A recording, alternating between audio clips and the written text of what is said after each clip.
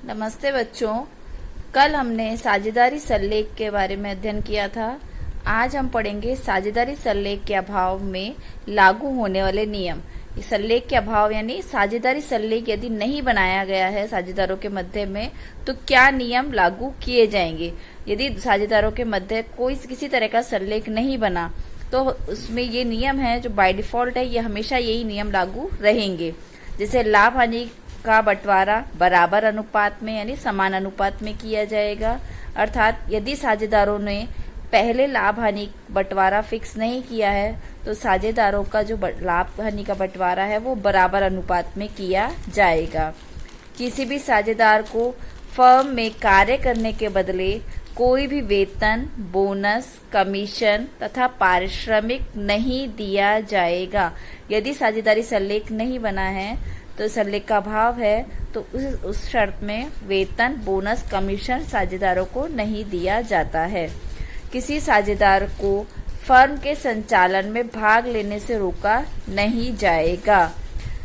पूंजी पर ब्याज, किसी भी प्रकार का कोई ब्याज नहीं दिया जाएगा। ध्यान रखिएगा, इंटरेस्ट ऑन कैपिटल सरलेख के अभाव में नहीं दिया जाता। आहरण पर साझेदारों से कोई भी ब्याज नहीं लिया जाएगा, यानी इंटरेस्ट पूंजी पर नहीं दिया जाएगा, इंटरेस्ट ऑन कैपिटल और इंटरेस्ट ऑन ड्राइंग भी नहीं लिया जाएगा।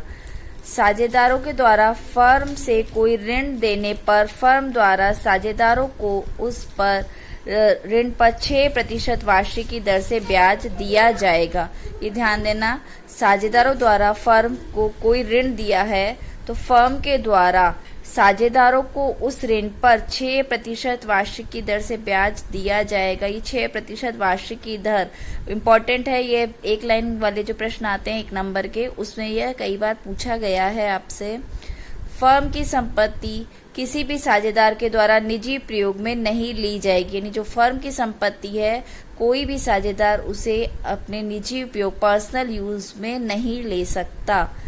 नए साझेदार का प्रवेश तभी हो सकेगा जब साझेदार सहमत हो, यानी जब सभी साझेदार सहमत हो। जैसे ए और बी साझेदार हैं, सी को प्रवेश दिलाना चाहते हैं, तो जब ए और बी दोनों की आपस में सहमति होगी तभी नया साझेदार सी प्रवेश कर सकेगा।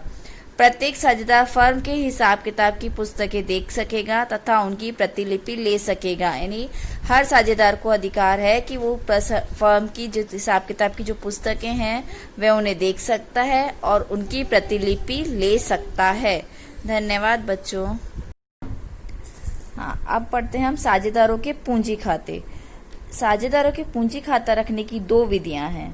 फर्स्ट है स्थिर पूंजी खाता विधि, यानी फिक्स कैपिटल अकाउंट मेथड। इसमें क्या है, जब फर्म के सभी साझेदार ये निश्चित कर लेते हैं कि उनके द्वारा लाई गई पूंजी में कोई परिवर्तन नहीं किया जाएगा। ध्यान देना, पूंजी में कोई परिवर्तन नहीं किया जाएगा, तो ऐसी स्थिति में साझेदारों के पूंजी खाते स्थायी पूंजी खाते कहलाते हैं। यानी फिक्स कैपिटल क्या कहलाते हैं, जब पूंजी में कोई परिवर्तन नहीं है, पूंजी जितनी व्यापार में लगाई गई उतनी ही रहेगी, तब हम बनाएंगे साझेदारों का पूंजी खाता, यानी स्थिर विधि से।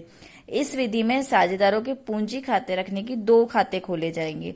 फर्स्ट है पार्टनर्स कैपिटल अकाउंट, साझेदारों के पूंजी खाते, पार्टनर्स कैपिटल अकाउंट। इसमें क्या है, इस खाते में साझेदारों द्वारा लाई गई पूंजी का ही लेखा होता है। ये आपके सामने फॉर्मेट है पार्टनर्स कैपिटल अकाउंट का। इसमें क्या कहा गया है, केवल पूंजी का ही लेखा होता है। जब तक कोई साझेदार अतिरिक्त पूंजी ना लगाए, स्थायी रूप से पूंजी ना निकाले, तब तक इस खाते का प्रारंभिक व अंतिम शेष भी समान रहता है। देखिए, बैलेंस है 10,000 और 10,000, दोनों ने पूंजी लगाई यहाँ पे 10,000 और 10,000। जैसे ये 10,000 और बी ने भी लगाई 10,000, ठीक है। 10,000 और 10,000 पूंजी लगाई। यदि इन्होंने कोई पूंजी अतिरिक्त नहीं लगाई है और अतिरिक्त पूंजी नहीं निकाली है, तब तक इनका बैलेंस क्या रहेगा, समान ही रहेगा, यानी 10,000 और 10,000 ही रहेगा। जो लाइन अभी आई आपके, साझेदारों द्वारा लाई गई पूंजी का ही लेखा होता है जब तक साझेदार अतिरिक्त पूंजी ना लगाए और स्थायी रूप से पूंजी ना निकाले, तब तक खातों का प्रारंभिक और अंतिम शेष समान रहेगा, यानी प्रारंभिक और अंतिम शेष यहाँ पे समान ही रहेगा। और यदि पूंजी निकाल लेते हैं या लगाते हैं जैसे ए ने 10,000 पूंजी लगाई है व्यापार के प्रारंभ में, अब उसने अतिरिक्त पूंजी एडिशनल कैपिटल और पूंजी लगा ली 2,000, तो अब ए की पूंजी कितनी हो गई 10 और 2 12,000। ठीक है, तो अब यहाँ पे बैलेंस में परिवर्तन आ जाएगा। लेकिन नहीं, यदि पूंजी में अतिरिक्त पूंजी ना तो लगाते हैं ना ही निकालते हैं तो उनकी पूंजी में कोई परिवर्तन नहीं होगा। तो इसी तरह से पूंजी अतिरिक्त लगाना है तो 2,000 उसके ए ने लगाई है तो ए के कॉलम में, और बी लगाता है तो बी के कॉलम में हमें लिखना है। और यदि दोनों ही लगाते हैं तो दोनों के कॉलम में अतिरिक्त पूंजी जितनी लगाई गई है उतनी लिख दी जाएगी।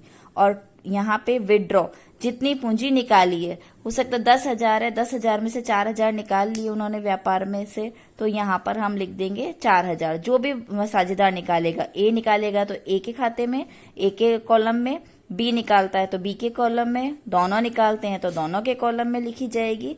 तो यहाँ पे पूंजी निकाली जाएगी और यहाँ पे अतिरिक्त पूंजी यदि लाई जाती है तो वो लिखी जाएगी। तो ये है पार्टनर्स कैपिटल अकाउंट। आया समझ में? इसमें केवल इन्हीं का पूंजी का ही लेखा किया जाएगा, पूंजी को लाना और पूंजी का निकालना, और पूंजी प्रारंभ में कितनी लगाई गई है उसके बाद हम बैलेंस उसको निकाल लेंगे। ये है आपका पार्टनर्स कैपिटल अकाउंट, साझेदारों का पूंजी खाता। और इसी में है पार्टनर्स करंट अकाउंट। ये देखिए आगे, पार्टनर्स करंट अकाउंट। इसमें क्या होता है, साझेदारों के पूंजी लगाने व निकालने के अतिरिक्त अन्य सभी मदों का लेखा इस खाते में किया जाता है।